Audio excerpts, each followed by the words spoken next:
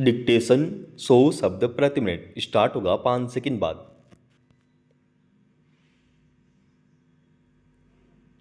Start. राष्ट्रीय राजधानी होने के नाते यह उम्मीद की जाती है कि दिल्ली में अन्य शहरों के मुकाबले हर मोर्चे पर व्यवस्था बेहतर होगी, मगर इसे विडंबना ही कहा जाएगा कि यहाँ बरसात से जुड़ी समस्याएं वर्षों से जस की तस बनी हुई है।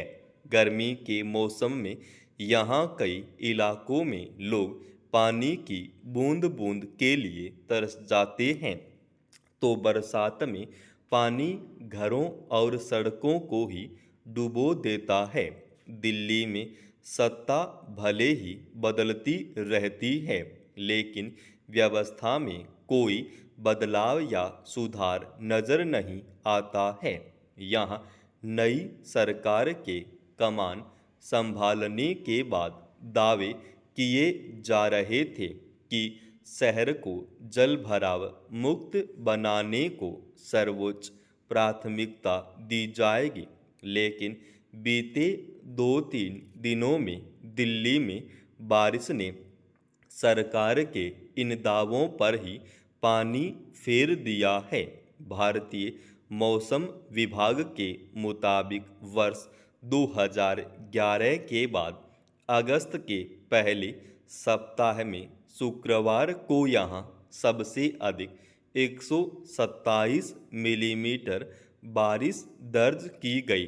जाहिर है कि जब 1 घंटे की तेज बारिश में ही दिल्ली पानी पानी हो जाती है, तो दिन भर की बरसात में क्या हाल होगा। इसके दृश्य इन दिनों कई जगह देखने को मिल रहे हैं। राष्ट्रीय राजधानी में भारी बारिश से एक बार फिर जनजीवन अस्त व्यस्त हो गया। कई प्रमुख सड़कें तालाब बन गई, जिससे वाहनों की रफ्तार थम गई। महरौली बदरपुर रोड से लेकर महिपालपुर, आरटीओ, सकरपुर और छतरपुर तक की सड़कें पानी में डूब गई। खानपुर से ओखला मोड़ के बीच कई किलोमीटर तक गाड़ियां रेंगती नजर आई।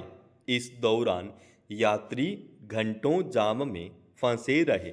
इसके अलावा कई इलाकों में घरों में पानी भर जाने से लोगों को परेशानियां झेलनी पड़ी। ऐसे में यह सवाल उठना स्वाभाविक है कि सरकार की ओर से जो दावे किए जा रहे थे, उनका आधार क्या था। अगर जलभराव की समस्या को खत्म करने के लिए प्रयास किए गए, तो उनका नतीजा जमीन पर क्यों नहीं दिख रहा है। आखिर क्या वजह है कि बारिश के पानी की निकासी से जुड़ी योजनाओं पर करोड़ों रुपए खर्च करने के बाद भी स्थिति में सुधार नहीं हो पा रहा है। गौरतलब है कि सरकार की ओर से हर साल बरसात शुरू होने से पहले सीवेज की नालियों और बड़े नालों की सफाई का जोर शोर से अभियान शुरू किया जाता है। सवाल है कि क्या यह अभियान सिर्फ कागजों तक ही सीमित रहता है। इसे कारगर तरीके से धरातल पर उतारने की जिम्मेदारी आखिर किसकी है। शहर में बारिश के पानी की निकासी के माकूल बंदोबस्त क्यों नहीं हो पा रहे हैं। इसका एक कारण यह भी है कि दिल्ली में जलभराव की समस्या से निपटने के मुद्दे पर काम कम और सियासत ज़्यादा होती है। हमेशा की तरह इस दफ़ा भी यही देखने सुनने को मिल रहा है। सरकार का दावा है कि जिन स्थानों पर पहले बहुत ज़्यादा जलभराव होता था वहाँ इस बार समस्या काफ़ी कम रही। वहीं विपक्षी दलों का कहना है कि सरकार दिक्कतों का स्थायी समाधान करने के बजाय लीपापोती की कोशिश कर रही है। बहरहाल सरकार को इस बात पर गंभीरता से विचार करना होगा कि अगर दिल्ली को वास्तव में जलभराव मुक्त बनाना है तो दावों के समांतर जमीन पर भी काम करना होगा और लापरवाही बरतने वाले अधिकारियों एवं कर्मचारियों की हर स्तर पर जवाबदेही तय करनी होगी। आमतौर पर लंबी दूरी की ट्रेनों में खान पान को लेकर जिस तरह की शिकायतें आती रही हैं वे बताती हैं कि ट्रेन से सफ़र या उसमें खाने पीने को लेकर पूरी तरह सुरक्षित और निश्चिंत नहीं हुआ जा सकता। आए दिन ऐसी खबरें आती रहती हैं कि किसी ट्रेन में परोसे जाने वाला खाना बेहद खराब गुणवत्ता वाला था। जब कोई मामला तूल पकड़ लेता है तब रेल महकमे की ओर से कार्रवाई होती दिखती है, लेकिन कुछ दिनों बाद स्थिति फिर पहले की तरह हो जाती है।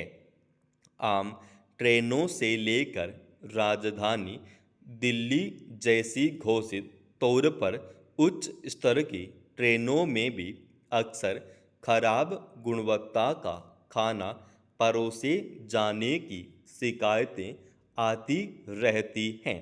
वहीं रेलवे स्टेशन के प्लेटफार्मों पर खाने पीने के जो सामान बेचे जाते हैं उनकी गुणवत्ता की हकीकत भी जगजाहिर रही है।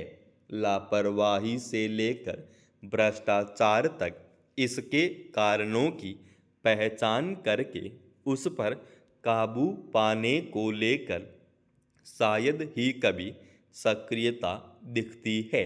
गौरतलब है कि केंद्रीय रेल मंत्री ने राज्यसभा में एक सवाल के जवाब में बताया कि भारतीय रेलवे में हर वर्ष औसतन लगभग 58 करोड़ लोगों को खाना परोसा जाता है।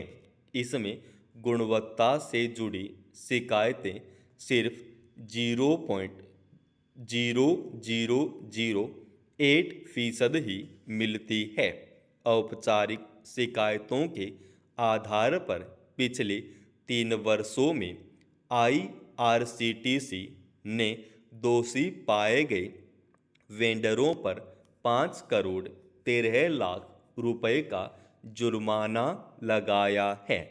54 वेंडरों को कारण बताओ नोटिस भेजा गया है और 6 के अनुबंध को खत्म कर दिया गया।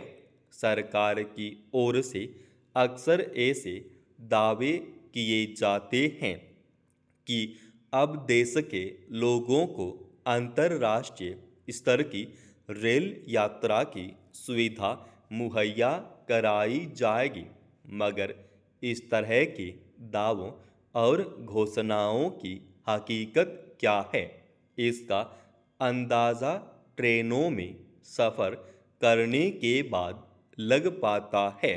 खास तौर पर लंबी दूरी के सफ़र के लिए एक यात्री को किस तरह की दिक्कतों से गुजरना पड़ता है यह छिपा नहीं है। सवाल है कि अगर किसी खामी को दुरुस्त करने के लिए कोई सख्ती की जाती है तो उसके बाद भी उस तरह की गड़बड़ी के कायम रहने की जिम्मेदारी किस पर है और इसका खमियाजा आम यात्री क्यों उठाते रहें। समाप्त। दोस्तों, रोज़ाना ऐसे ही एडवांस डिक्टेशन के लिए चैनल को आप अभी सब्सक्राइब कीजिएगा और आज के इस डिक्टेशन का पीडीएफ फाइल हमने हमारे Telegram channel study with H form पर डाल दिया है, जिसका लिंक इसी वीडियो के डिस्क्रिप्शन में डाल रखा है।